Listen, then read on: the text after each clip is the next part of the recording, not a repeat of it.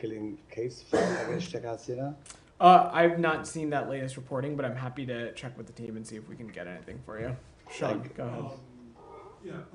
Wanted to see if Paul Watson, the Wayland activist, maybe this was in their bingo card for one of your last questions, but Greenland, the Danish authorities in Greenland have freed him. They refused to extradite him to Japan, which wants him. He's a U.S. citizen. Does the U.S. have any comment on this?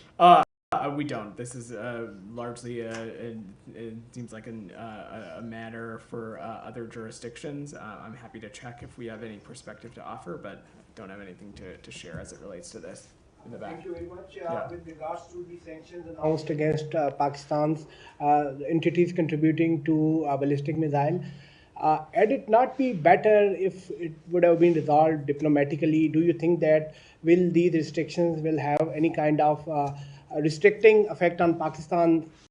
So I kind of just answered that question. Look, these sanctions are in place because of our long-standing concern about Pakistan's long-range ballistic missile program. It is not meant to color the other areas of cooperation that we have between the United States and Pakistan. We expect those areas to continue to go forward. Taka, you had your hand up. Sure. Yeah. So the President Putin had a press conference today. Yeah. He took 76 questions, and he said Russia is ready for negotiation and compromise with Ukraine. So how do you take that his comment? I don't think anything. I don't really take anything or have a particular reaction. We have long said that it is up to the Ukrainian people and the Ukrainian government to decide what path it wants to take as it relates to the ongoing conflict in Ukraine. This administration has been proud to be to unearth the kinds of assistance that we've had economically, militarily, and other Ukrainian partners, and our focus is doing everything we can to continue to put them in the strongest position possible. Goyle, go ahead. It's two quick questions. One, you want to talk about U.S.-India space delegation. What are we doing about this space agreements and missions? Can you be a little bit more specific about what you're referring to? There were Indian ambassador and deputy secretary. They went to Houston as far as this as a delegation for space mission or space agreements between the two countries. Yeah, so we put a readout out about Deputy Secretary Campbell's travel to Houston. He was accompanied by Principal Deputy National Security Advisor John Feiner and Ambassador Quatra. They had some important engagements with space officials related to India, and I would just point you back to that readout. And second one, sir, as we come to the end of the year, millions and millions of people around the globe still suffering for basics because of these two continuing ongoing wars in the Middle East and also Ukraine and Russia. So they are hoping still when these wars will end and they will have better lives ahead for them. So that is something that we are focused increasingly on, is doing everything we can in the context of Ukraine to make sure our Ukrainian partners are in the best position possible, that they are continue to be in a place of strength. We have stressed that no decision about Ukraine can be made without Ukraine as part of that conversation, with that part of the table, and that will continue to guide our strategy going forward. Thank you. Go ahead. Yeah, you. Thank you very much. So Pakistan's Ministry of Foreign Affairs called double standard what you did with the missile sanctions. So I have a broad question. So you sanctioned whole Georgian Interior Ministry because of undermining democracy. Meanwhile, you sanctioned Pakistan ballistic missile program, but Pakistan card is necessary for strategic defense. So at the very moment, you have a big embassy in Pakistan and they have observations and they overlook November 26th incidents in Pakistan. There are actors who are undermining democracy over there. They are attacking crackdowns on protesters. So categorically, you are doing things that are linked with Pakistan strategic defense.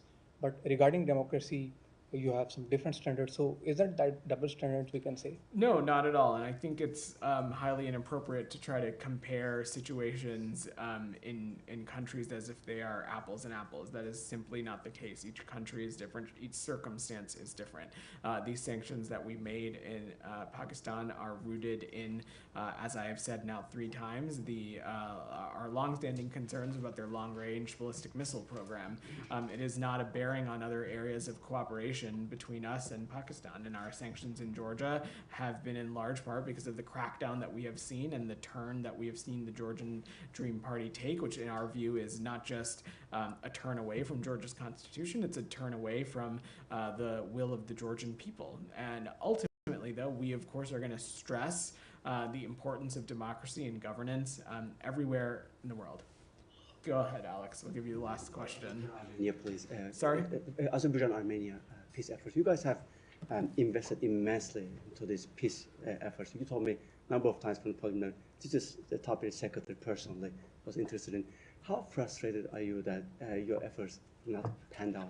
You know, Alex, we try not to focus on frustrations and just continuing to do the work. Secretary Blinken has long said on a lot of areas that it's the so many days of just hard work until something comes to fruition. I probably really butchered that quote, so you'll forgive me. But this continues to be an area of vital importance to this administration and to this secretary, and we'll continue to work at it till our last day in office. Okay. Yeah. There is at least one lawsuit, I believe, that's being filed today on behalf of Palestinians, Palestinian Americans, LPRs, and family members, that basically is suing or is about to sue the State Department for not evacuating them from Gaza at any time. I realize that you won't talk about a pending lawsuit, sure. But is it the State Department's belief that it has a legal obligation to evacuate or rescue American citizens from places where there is a conflict going on? So you're absolutely right, Matt. I'm not going to get into commenting on this given that it is pending litigation. I'm also not going to opine on our legal obligations or not because I am not a lawyer. But what I can say is that... Well, that you don't need to be a lawyer. Does the State Department think that it has a legal obligation? I'm just not in a place to offer a legal assessment. To rescue or to evacuate American citizens. If you'll allow me, what I am happy to offer is that the safety and security of American citizens around the world is our top priority. Yes. And in crisis scenarios, in every corner of the earth, whether it was Haiti, whether it was Sudan, whether it was Niger, whether it was Lebanon, whether it was the conflict in Gaza, Israel, we have unearthed avenues to help American citizens safely depart in creative ways, whether that means deploying additional consular officers, trying to turn on modes of transportation over land, over sea, charter flights, which we've spent a lot of time talking about. It is a top priority for us, and it is something that we will always lose sight on. I don't have a person. I'm not going to get into legal.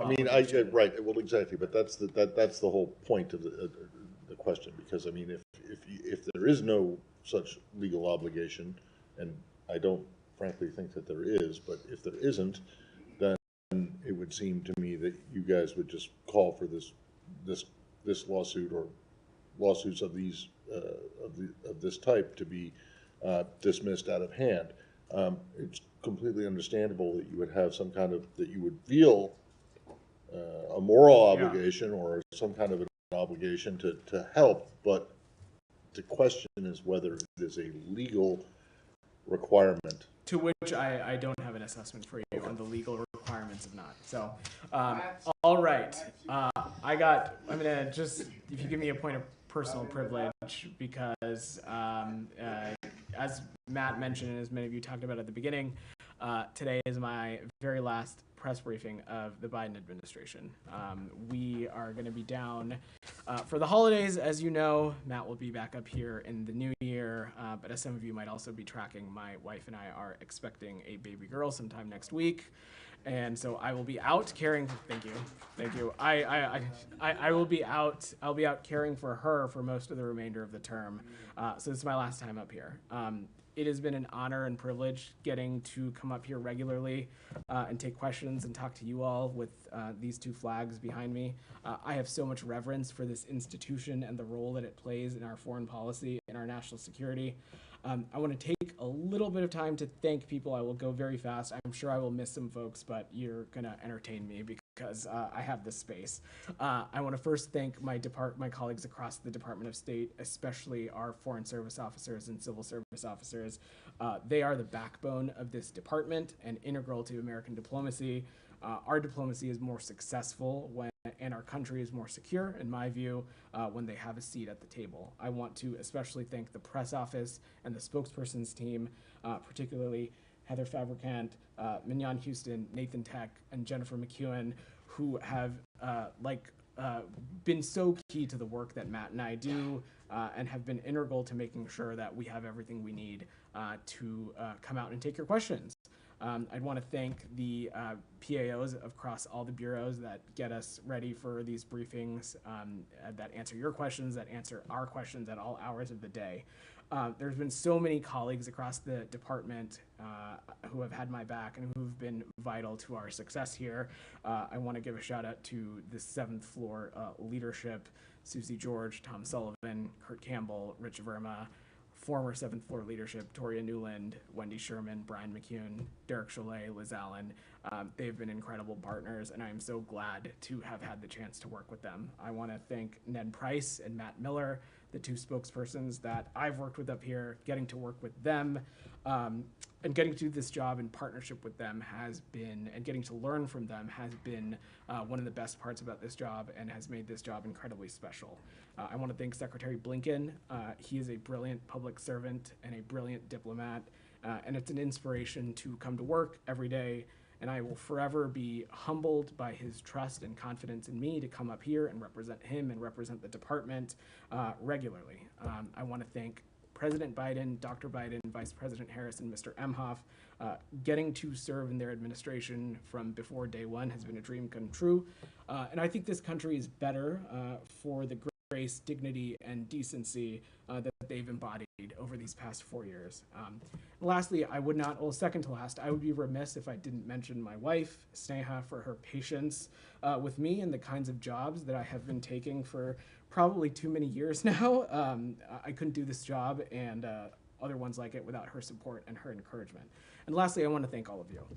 The work that you all do to help inform American families and help them make decisions about their country and its future and the world around them is so critically important. An independent free press is, I think, one of the most important pillars of a well-functioning democracy. I took very seriously the responsibility to come down here regularly and take your questions. I'm sure you not have always been satisfied with my answers, and I'm sure I have harassed you about headlines and deadlines and the attributions and the inclusion of relevant background, but that is how I think it's supposed to work. So working with you all has been an honor and a privilege, and hopefully you all have made me a better spokesperson in the process. So thank you. Good luck. Thank you. Thanks, Vedant. Thanks, guys.